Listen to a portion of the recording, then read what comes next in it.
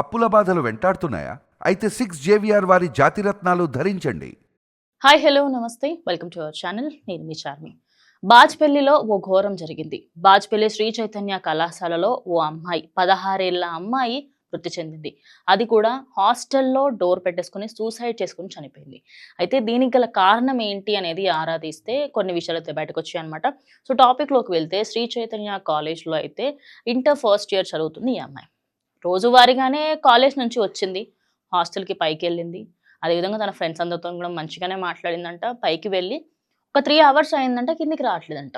మరి ఏమైంది ఏంటి అని స్నేహితురాళ్ళు పైకి వెళ్ళి చూశారు. చూసిన వెంటనే అవాక్కయిపోయారు. అసలు ఏం జరిగింది అనేది కూడా తెలియదు. డోర్ క్లోజ్ ఉంది, డోర్ బద్దలు కొట్టుకొని వెళ్తే తను మాత్రం ఊరేసుకొని కనిపించింది.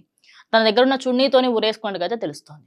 మరి ఇంత దారుణానికి ఆమె ఎందుకు ఒడిగట్టింది అనేది కనుక్కుంటే వాళ్ళ అన్న, అదేవిధంగా వాళ్ళ మదర్ చెప్తుంది ఏంటి అంటే, గత కొద్ది రోజులుగా తాను ఏమంటుందంటే, నేను ఇంటికి వస్తానమ్మా, ప్లీజ్ నాకు ఇక్కడ మనశ్శాంతిగా లేదు, నాకేదో తేడాగా ఉంది, నేను ఇక్కడ ఉండలేకపోతున్నానని చెప్పిందట. అయితే ఈ కాలేజ్కి రాకన్నా ముందు కూడా, అమ్మ నేను మంచిగా చదువుకొని మీ అందరికీ గొప్ప పేరు తీసుకొస్తాను, ఖచ్చితంగా నేను మీ అందరికీ హెల్ప్ చేసే విధంగా నేను జాబ్ చేసి రేపటి రోజు నేను మిమ్మల్ని చూసుకుంటానమ్మా అని కూడా చెప్పిందట. కానీ సీన్ కట్ చేస్తే తాను ఇలా శవంలా కనిపించింది. ఇటు కాలేజ్ యాజమాన్యం కూడా మాకేమీ తెలియదని వాళ్ళు చేతులు ఎత్తేశారు. ఇక స్టూడెంట్స్ అందరూ కూడా కిందికి వచ్చి అక్కడ కాలేజ్ యాజమాన్యానికి చెప్పిన వెంటనే పోలీసులకి కాల్ చేయడం, ఇదంతా జరిగింది. నిన్న నైట్ జరిగింది ఈ సంఘటన. అయితే అక్కడ బాజ్పల్లి పోలీసులు అక్కడికి వెంటనే వచ్చి అక్కడ ఏం జరిగింది ఏంటని అక్కడ స్టూడెంట్స్కి అదేవిధంగా అందరికీ అడిగితే, సార్ ఇన్ని రోజులు తను నార్మల్ గానే ఉంటుంది సార్, మాకు ఎక్కడా కూడా తను ఇంత బాధలో ఉందని కానీ మాకు ఎక్కడా అనిపించలేదని స్టూడెంట్స్ చెప్పడం. అదేవిధంగా మనకి చూడొచ్చు ఈ సీన్ అంతా అదే. వీళ్ళందరినీ అక్కడ మన పోలీస్ నిల్చోబెట్టి ఏమైంది అని చెప్పేసి అడుగుతూ ఉన్నారు. ఇక వాళ్ళ కాలేజ్కి సంబంధించిన మెంబర్స్, కాలేజ్లో ఉన్న ప్రతి ఒక్కరు అక్కడికి రావడము, వాళ్ళ ఫ్రెండ్స్ అందరూ కూడా వచ్చి మాట్లాడారంట. కానీ ఆ అమ్మాయి ఏ రోజు కూడా నాకు ఇలా ప్రాబ్లం ఉంది అని చెప్పలేదు. మరి ఇలా ఎందుకు జరిగింది ఏంటని వాళ్ళ అన్నని ఆరాధిస్తే తను 2-3 రోజుల నుంచి నాకు ఇక్కడ ఉండాలని లేదు అని చెప్పిందట. వాళ్ళ అమ్మకి అడిగితేనేమో కాలేజ్ యాజమాన్యం పంపివ్వలేదు ఇన్ని రోజులు, నేను 3 గంటలు కూర్చొని అడిగానమ్మా వాళ్ళకి అని చెప్తుంది. ఎటువైపు చూసుకున్నా అటు కాలేజ్ని తప్పు పట్టేలా లేదు, ఇటు అమ్మాయిని తప్పు పట్టేలా లేదు. మరి అక్కడ ఏం జరిగింది? అటు ఫైనాన్షియల్గా వాళ్ళకి ముందు నుంచే కొంచెం లోలో ఉన్నారు. తను చాలా కష్టపడి అక్కడ చదువుకుంటుంది, మంచి ర్యాంక్ అంట, like the top student, MPC తీసుకుంది, మంచి బ్యాచ్, ఆల్రెడీ 10th కూడా మంచి స్కోర్ తీసుకుంది. మరి ఇంత మంచిగా ఉన్నప్పుడు ఎందుకు ఇలా చేసుకుంది అనేది ఇప్పుడు అందరూ కూడా దాని మీదే రీసెర్చ్ అంతా జరుగుతుంది.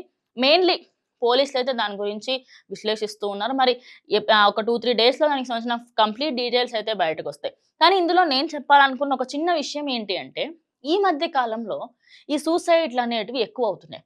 స్కూల్లో, కాలేజీలలో ప్రెషర్లు ఎక్కువ అవుతే స్కూళ్ళు మారండి, కాలేజీలు మారండి, సూసైడ్లు చేసుకోకండి.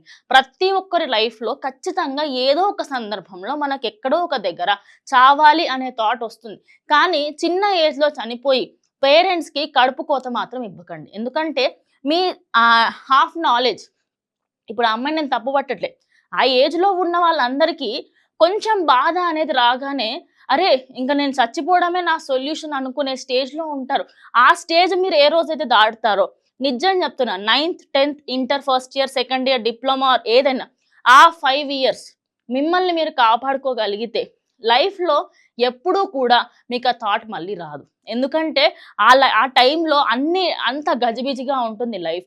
ఇప్పుడు ఈ ఇంటర్ విషయం ఎంతమంది తెలుసు? రోజుకొక ఇన్సిడెంట్ అవుతుంది. శ్రీ చైతన్య, నారాయణ ఇవన్నీ కాదు, ఏ కాలేజ్ చూసుకున్నా ఎవరో ఒకరు చనిపోతారు. కొంతమంది స్టడీ చేయలేక, అంటే ఇంత బర్డెన్ నేను తీసుకోలేనని, ఇంకొంతమంది ఫ్యామిలీ ప్రెషర్, కొంతమంది ఏమో లవర్ వదిలేశాడని చెప్పేసి, ఒకడు బ్రేకప్ చెప్పాడని చెప్పి, ఇంకొకళ్ళేమో నా గురించి తప్పుగా మాట్లాడుతున్నారు అని చెప్పి సొసైటీలో రోజు ఏదో ఒకటి జరుగుతూనే ఉంది. మన పిల్లలు ఏదో ఒక రోజు మన దగ్గరకు వచ్చి, నాన్న నాకు స్కూల్ నచ్చట్లేదు, నాన్న నాకు కాలేజ్ నచ్చట్లేదు అంటే కొంత గొప్ప అక్కడ స్కూల్ వాళ్ళతోనో కాలేజ్ వాళ్ళతోనో మాట్లాడి బయటకు తీసుకురండి. ఎందుకంటే రేపటి వాళ్ళు చచ్చిన తర్వాత మీరు ఎవరికి సమాధానం చెప్తారు, ఎవరిని క్వశ్చన్ చేస్తారు? మన పిల్లలు మనకు ముందు నుంచే చెప్తారు, బట్ మనమే అర్థం చేసుకోలేని స్టేజ్లో ఉన్నాం.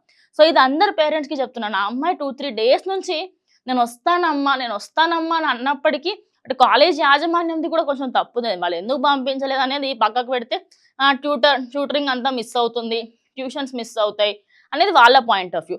సో ఏదైనా సరే నార్మల్గా మనం ఒక్క విషయం కంప్లీట్గా అందరు పేరెంట్స్కి చెప్తున్నా, ఎవరెవరైతే ఉన్నారో మీరు ఒక్కటి మాత్రం గుర్తుపెట్టుకోండి. పిల్లలు ఎప్పుడైనా నాన్న నాకు ఇక్కడ బాలేదు, అమ్మ నాకు ఇక్కడ పరిస్థితులు తేడాగా కనిపిస్తున్నాయి, నేను ఇక్కడ నుంచి బయటకు రావాలనుకుంటున్నాను అని చెప్పినప్పుడు కొంచెం అర్థం చేసుకోండి. అంటే వాళ్ళు ఎంత బాధ ఉండి అట్లా చెప్తున్నారనేది. ఈ మధ్య కాలంలో పేరెంట్స్ కొంచెం నిజంగానే ఇనిషియేటివ్ తీసుకుంటున్నారు కానీ చాలా మటుకు కొంతమంది ఇనిషియేటివ్ తీసుకోవట్లేరు. సో ఇలాంటివి ఇంకా ఫ్యూచర్‌లో జరగద్దు అంటే పేరెంటింగ్ దగ్గర నుంచి స్టార్ట్ అవుతుంది. సో ఈ వీడియో పైన మీ అభిప్రాయం ఏంటనేది ఖచ్చితంగా కామెంట్ చేయండి.